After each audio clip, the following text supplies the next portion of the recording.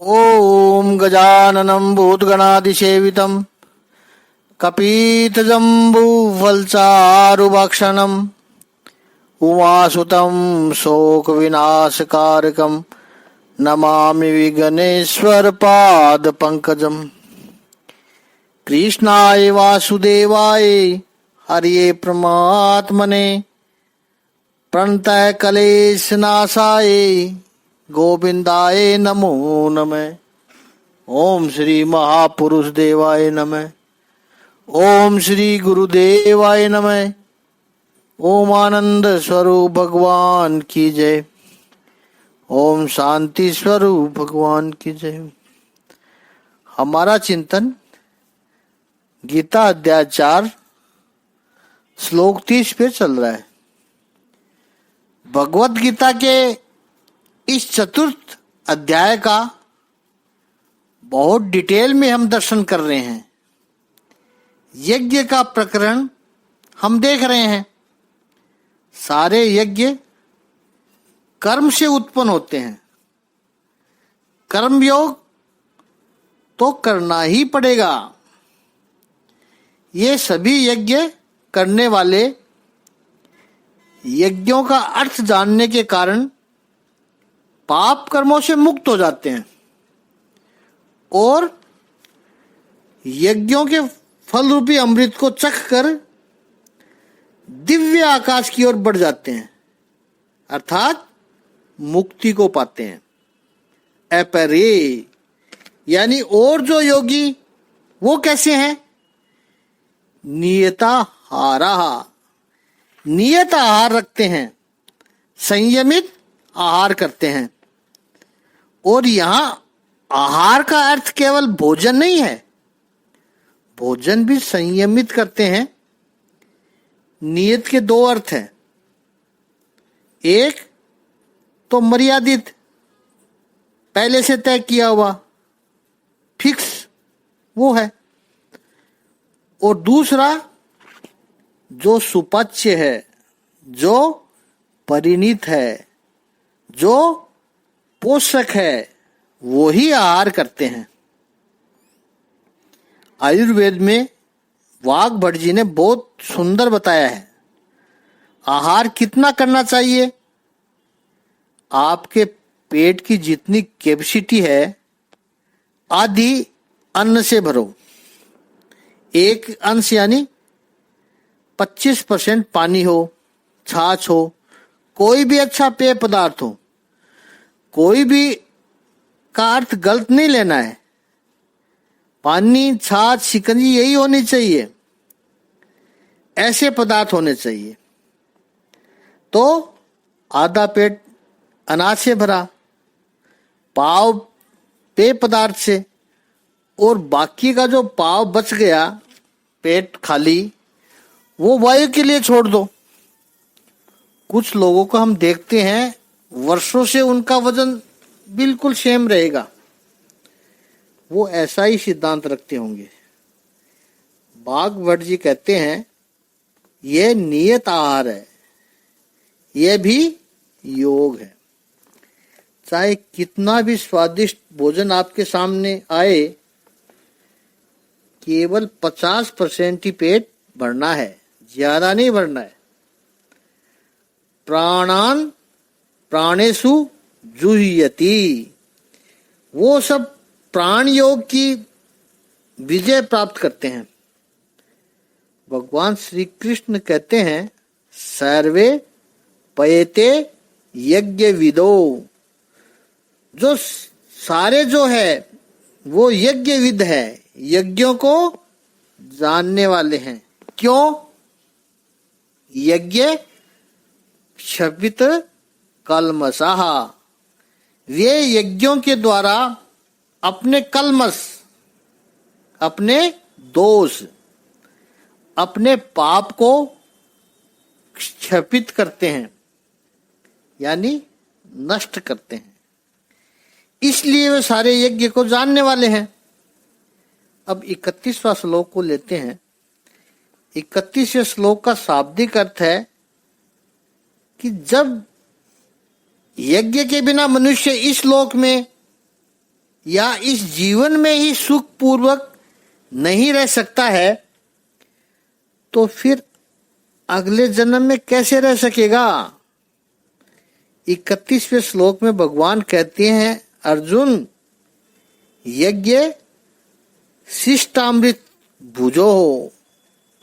यज्ञ से बचे हुए अमृत, देखिए यहां प्रभु ने अन्न नहीं कहा है, जो भी यज्ञ करने के बाद बचता है भगवान कहते हैं वो अमृत है। और उस अमृत का भोग करने वाला, उस अमृत को लेने वाला, अनुभव करने वाला, वो सनातनम ब्रह्म यान्ति, वो सनातन ब्रह्म को प्राप्त होते हैं। और जो यज्ञ नहीं करते हैं वो लोग, उसके लिए प्रभु क्या कहते हैं, नायम लोक है न आसीत, उनको तो इस लोक में भी सुख नहीं मिलता है, अन्य कुतः है, मृत्यु के बाद भी दूसरे लोक में क्या सुख मिलेगा उनको? वो बेचारे तो यही दुखी होते हैं जो यज्ञ नहीं करते हैं। यज्ञ ये जीवन का प्राण है, और यज्ञ शिष्ट हो, किसी पदार्थ का नाम नहीं लिया प्रभु ने, जो यज्ञ के बाद बचता है वो अमृत है। हमारे लिए सूक्ष्म यज्ञ सीधा संदेश हो तो वो क्या है कि जीवन का अधिकतर समय हमारी समझदारी, हमारा पुरुषार्थ दूसरों के लिए, समाज के कल्याण के लिए, लोक संग्रह के लिए इस्तेमाल होनी चाहिए। और जो बचता है, जो समय उसके बाद में बचता है, वो हम अपने लिए निकालें। और हमारा होता क्या है कि यज्ञ परोपकार की जो बात है, कल्याण की जो बात है, अपना और समाज का कल्याण जहां पर हो, वो सारी बातें हमने क्या रखी, लीजर एक्टिविटी के लिए रखी है। भगवत गीता का अध्ययन करना है, सत्य प्रवृत्ति करनी है, समाज की सेवा करना है, या और अच्छे कुछ काम करने हैं। ये सब हमने कब करने हैं, कब रखा? अभी नहीं, बाद में करेंगे। तो उसमें हम अच्छी बातों को पोस्टपोन करते हैं, जब समय मिलेगा तब करेंगे, मौका मिलेगा तब करेंगे, इतना ही नहीं, मूड बनेगा तब करेंगे। और जो अयोग्य बातें हैं उनको तो हम तुरंत कर लेते हैं।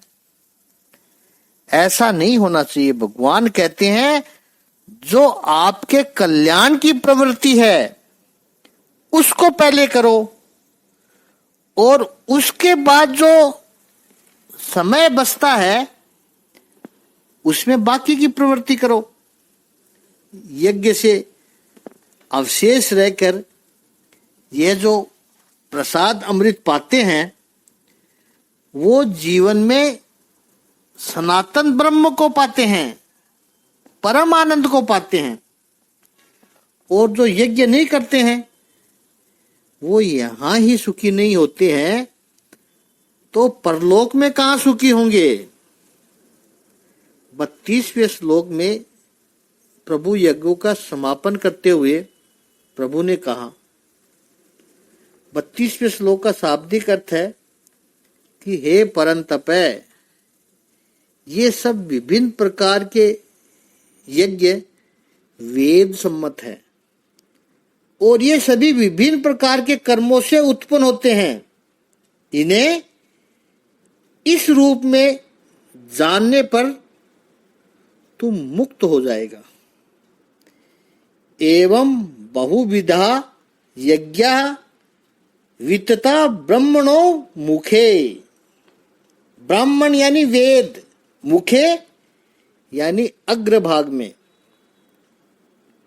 वेद की शुरुआत में ऐसे कई प्रकार के यज्ञ बताए हैं, लेकिन वो सारे यज्ञ कैसे हैं? कर्मजान विधितान सर्वान।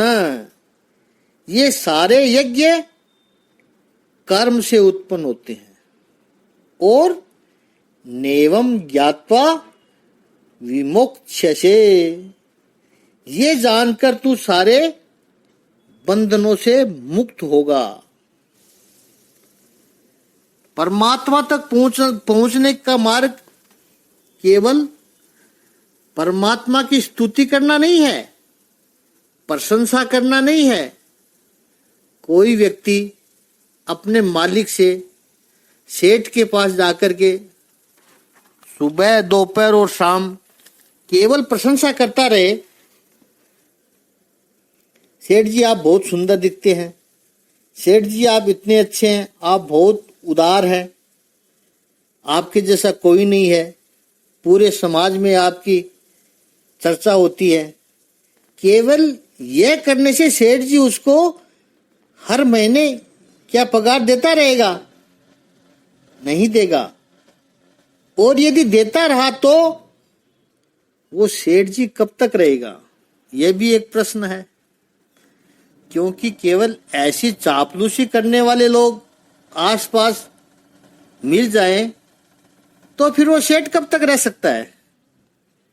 लेकिन ईश्वर ऐसा नहीं है कि केवल उसकी प्रशंसा करते रहो, केवल उसकी खुशामद करते रहो और वो आपके ऊपर कृपा करता रहे। नहीं, आप उसके पास जाकर कहोगे कि हे करुणा कर, हे करुणा निधान, तेरी कृपा का कोई पार नहीं है, मुझ पर भी कृपा कर। लेकिन वो पूछेगा कि तूने कुछ किया जिसकी वजह से मैं मेरी करुणा की दृष्टि तुझ पर डालूं? कोई सत्कर्म किया तूने?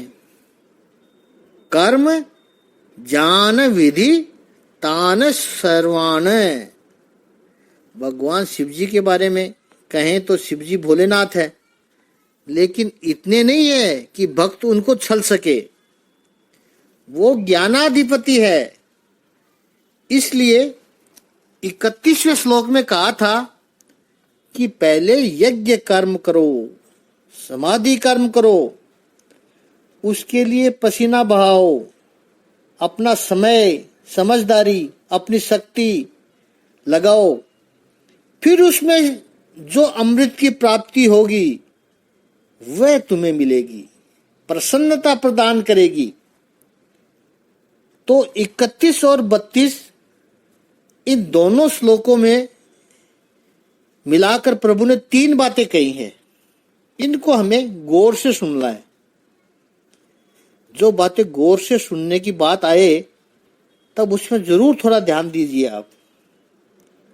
पहली बात, भोग का तिरस्कार करने की आवश्यकता नहीं है, प्रभु कह रहे हैं साहब।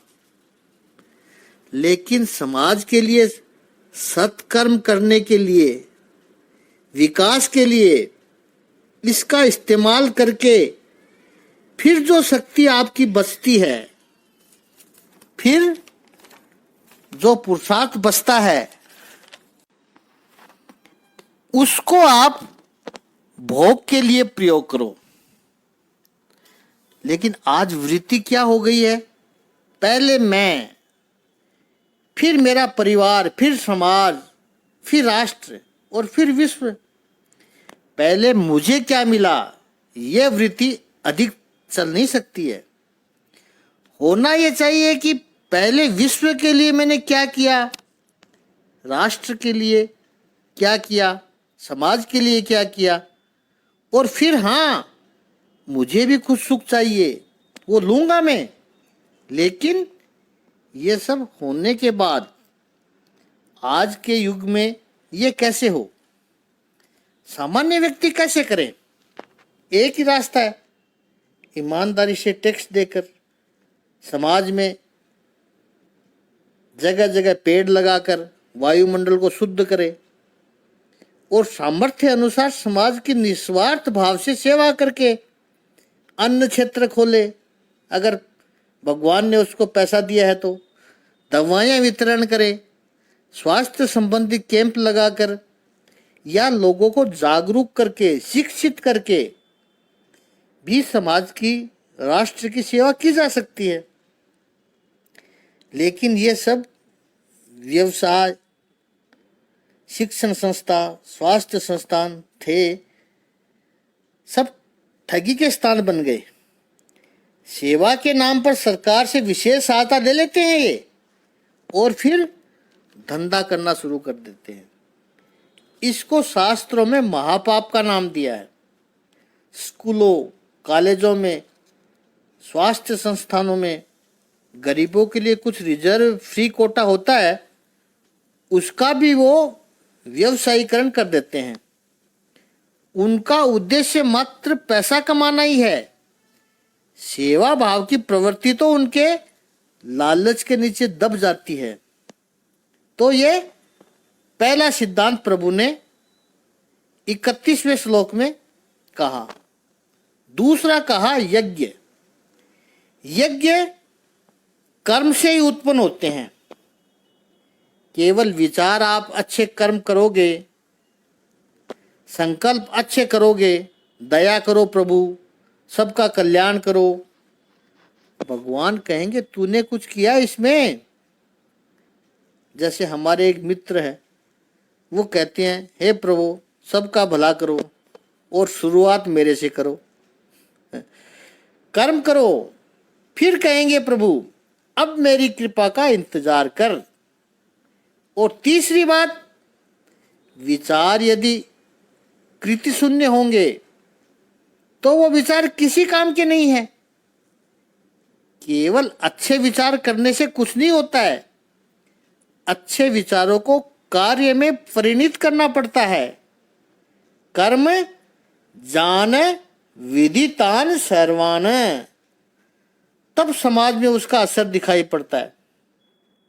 समाज में केवल कुछ लोग अच्छा सोचने वाले होंगे लेकिन कार्य में लाने वाले नहीं होंगे तो उसमें समाज को भला नहीं होता है। वो तो हिंदी में शब्द है ख्याली पुलाव, उससे पेट नहीं भरता है, आचरण में लाना पड़ता है। और ये पूरे यज्ञ प्रकरण का समापन करते हुए प्रभु ने ऐसा कहा है। ये इतने सारे यज्ञ, जैसे प्रभु कहते हैं, प्रभु को अर्जुन कहता है प्रभु ये इतने सारे यज्ञ आपने जो बताए हैं, और हमारी तो समस्या ही यही है, बहुत सारे जब आप बता देते हो तो हम बहुत कंफ्यूज हो जाते हैं। भगवान आप बताते हो इसलिए सारी बातें आपने हमारे सामने स्पष्ट कर दी और ये कह दिया अब तू निर्णय ले ले। और हमारी मर्यादा यह है कि जितना अधिक जानते हैं उतना ही अधिक उलझन पैदा होती है। तो प्रभु इतना सारा ज्ञान आपने दिया है, अब एक कृपा और करे हम पर कि हमारे लिए श्रेष्ठ यज्ञ कौन सा है। हमें जो अलग अलग प्रकार के यज्ञ जो आपने बताए हैं, तो हमें कौन सा यज्ञ करना चाहिए, इतनी कृपा तो और कर दो प्रभु। भगवान कहते अवश्य करूंगा, लेकिन अगले श्लोक में करूंगा। अब 33वां श्लोक लेते हैं। उसमें प्रभु कृपा करके बता रहे हैं श्रेष्ठ क्या है, वो यज्ञ बताएंगे। तो 33वें श्लोक का शाब्दिक अर्थ है कि हे परंतप, द्रव्य यज्ञ से ज्ञान यज्ञ श्रेष्ठ है। हे पार्थ, अंततो गत्वा सारे कर्म यज्ञों का अवसान दिव्य ज्ञान में ही होता है। द्रव्यमय यज्ञ से ज्ञान यज्ञ कल्याणकारी है, श्रेष्ठ है। क्यों? क्यों श्रेष्ठ है वो? क्योंकि सर्वम कर्म अखिलम ज्ञाने परिसमाप्यते। सारे जो कर्म है उसका अखिलम यानी पूर्ण रूप से ज्ञान में समापन हो जाता है। वो सारे कर्म लीन हो जाते हैं। द्रव्य में यज्ञ का अर्थ है जो पदार्थ से द्रव्य से संपत्ति से किए जाते हैं।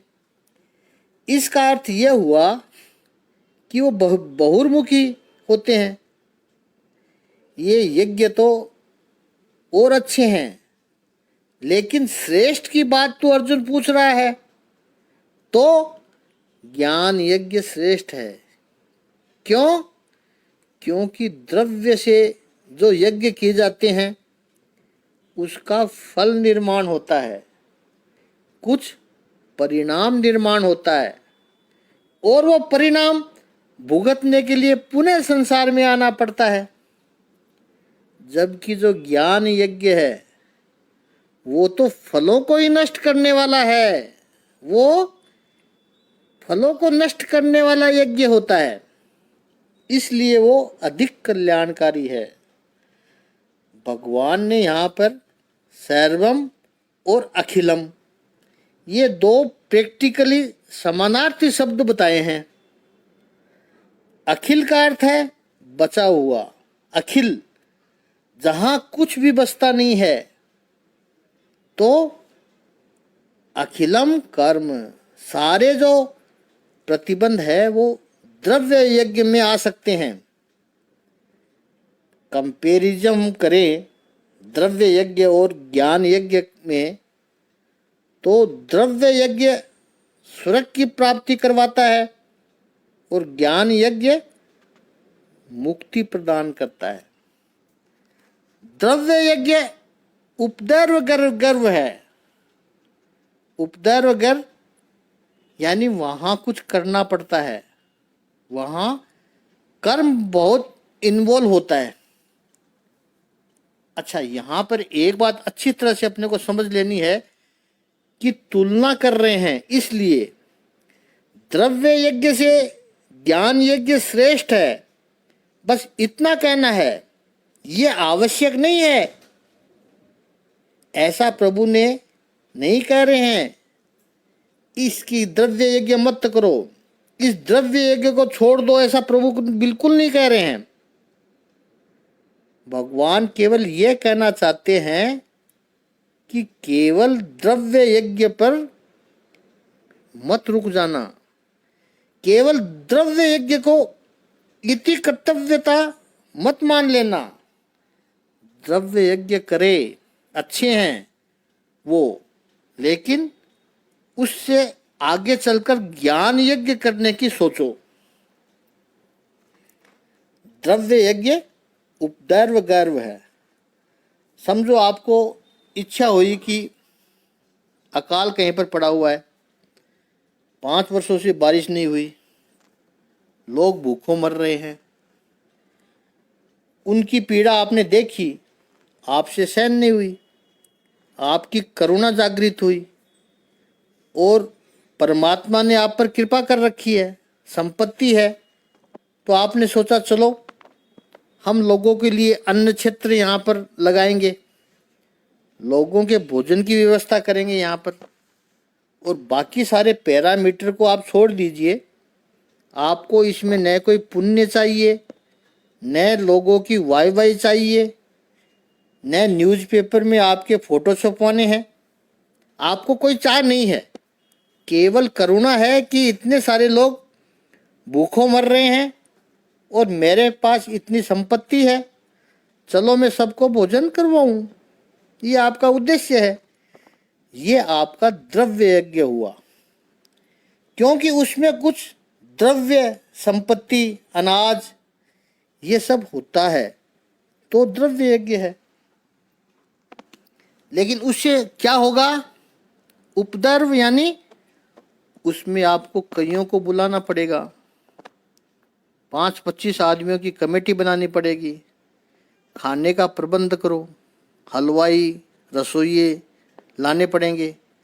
बाहर की सेवा भी होती है, कुछ पानी लाओ, बर्तन लाओ, लोगों को खाने के लिए बुलाओ, भोजन करके जाए, फिर स्वच्छता करवाओ। आप उन सब में व्यस्त रहेंगे।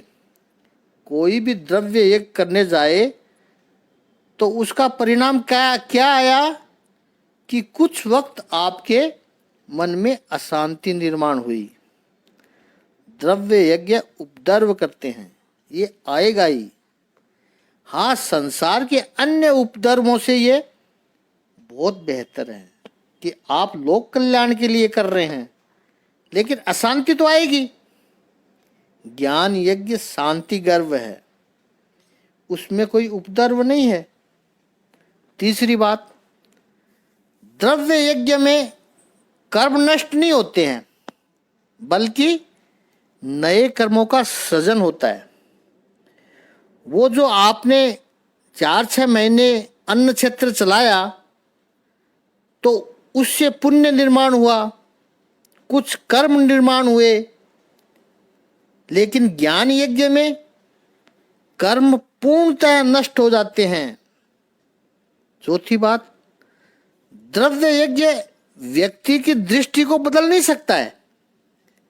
यह आपको फील गुड इमोशन दे सकता है, आपको अच्छा लगेगा, लेकिन उससे आपकी आध्यात्मिक चेतना जागृत हो जाएगी, ऐसा नहीं होगा द्रव्य यज्ञ से। जबकि ज्ञान यज्ञ, उसमें जीवन दृष्टि प्राप्त होती है। 7 दिन आपने भगवत गीता का श्रवण किया और संभव है कि श्रवण के बाद मनन आपने किया होगा, तो आपको पता चलेगा कि हम कहाँ गलत कर रहे हैं, हम कहाँ भूल कर रहे हैं जीवन में।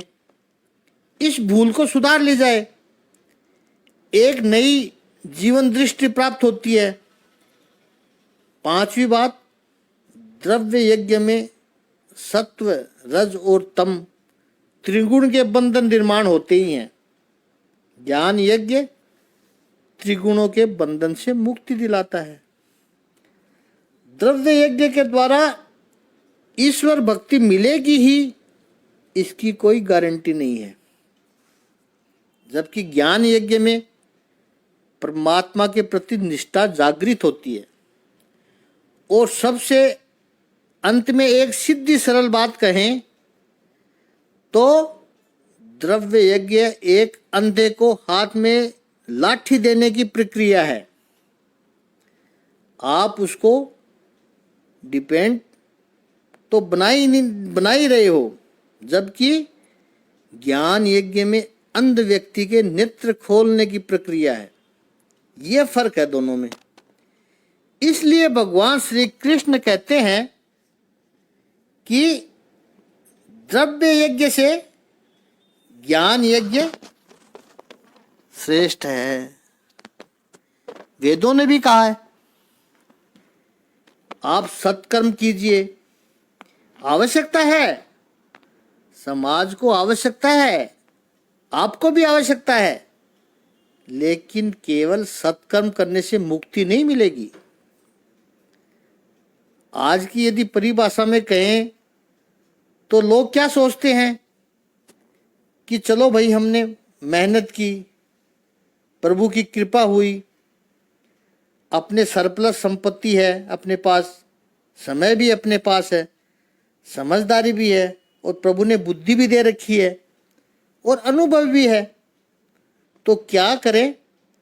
लीजर टाइम में, फुर्सत के समय में सोशल एक्टिविटी करें, समाज सेवा करें। तो इस समाज सेवा को उच्च कर्मों में गिनते हैं। ओहो, हम तो समाज सेवा करते हैं, करनी चाहिए, यह हमारा कर्तव्य है। लेकिन केवल सोशल एक्टिविटी करने से आप एलीट हो गए, आप बहुत विकसित हो गए, ये मानने की आवश्यकता नहीं है। हम इतने बीमार लोगों को भोजन कराते हैं, अच्छा, और उसमें आप अपने को श्रेष्ठ समझते हो? अरे मनुष्य हो, करना चाहिए, नहीं करोगे तो भूल कर रहे हो। और इन शोधकर्ताओं ने संशोधन किया कि चींटियों की कॉलोनी होती है, उनका पूरा सोशल सिस्टम है। एक जगह पर कहीं चीनी दिखाई पड़े, एक चींटी ने घूमते फिरते हुए देख लिया उसको, तो सबको जाकर बताती है, आओ यहाँ पर शुगर है, यहाँ पर खाना है। लेकिन कोई मनुष्य को बिजनेस की अच्छी लाइन मिल जाए तो सबको बताता है क्या? नहीं बताएगा। तो मनुष्य से तो चींटी बेहतर है। कहीं पर कुछ अच्छा मिल गया तो मनुष्य सोचेगा कि पहले 2-4 साल तो मैं कमा लूं, किसी को पता न चले, मेरी मोनोपोली हो, मेरी मोनोपोली बनी रहे इसके ऊपर। चींटी खुलेआम बता देती है, चलो यहाँ पर शुगर है, खाने का सामान है, और लाइन में एक दूसरे को सिग्नल देती है कि इधर से जाना, इधर हमें जाना है। ऑब्जर्व करना कभी आप, बहुत डिसिप्लिन से होता है उनमें। इतना ही नहीं, जब इनकी कॉलोनी में उतरोगे, चींटियों की कॉलोनी में, तो चींटियों में तो वृद्ध चींटियां तो होती होगी। उनको भोजन ढूंढने के लिए बाहर नहीं जाना पड़ता है, उनको अंदर ही कॉलोनी में ही रखते हैं। और यंग चींटियां जो लेकर आती है वो सब वृद्धों को खिलाती है। मनुष्यों को वृद्धाश्रम की आवश्यकता पड़ती है, चींटियों को वृद्धाश्रम की आवश्यकता नहीं पड़ती है। जवान चींटियां अपने वृद्ध चींटियों को ध्यान स्वयं रखती है। बीमार चींटी हो कोई, तो बीमार चींटी को भी अंदर मजदूरी करने के लिए नहीं निकलना पड़ता है, उनका भी ख्याल रखा जाता है। ऐसे हर एक प्राणियों की, जैसे मधुमक्खियों की भी यहाँ भी एक सिस्टमेटिक है उनकी प्रक्रिया भी। अब चींटी और मधुमक्खी जैसी बिल्कुल छोटे जीव जिसे हम कहते हैं, उनमें क्या तो शक्ति होगी, क्या उसमें बुद्धि होगी। वे लोग भी इतने समाज के लिए काम करते हैं, तो हम तो मनुष्य होकर करें समाज सेवा, उसमें कौन सा बड़ा काम कर दिया आपने? ये करना चाहिए, कर्तव्य है हमारा। भगवान श्री कृष्ण कहते हैं कि केवल वहां पर रुकना मत, समाज सेवा करते हुए वहीं तक सिमट मत जाना, ज्ञान यज्ञ की ओर जाना है, जहां पर आपका निजी विकास है, बंधन से मुक्त हो जाओगे। ज्ञान लंबा हो रहा है, इसलिए चिंतन कल करेंगे, लेकिन आगे और भी इंटरेस्टिंग ज्ञान आएगा, तो कल करेंगे उस पर चिंतन।